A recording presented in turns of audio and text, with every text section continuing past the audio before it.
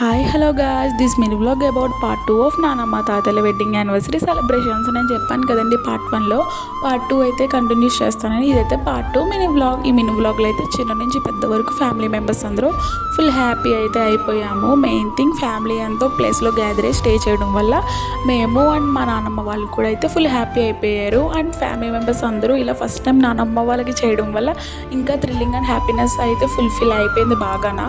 ఇప్పుడైతే మా family pics వస్తే చూసేయండి. అందమైన కలల కుటీరం, అమృతాలు కురిసే తీరం, మా ఇల్లు ప్రేమాలయం, దేవుళ్ళ జన్మాలయం, సంక్రాంతి ప్రతిదినం.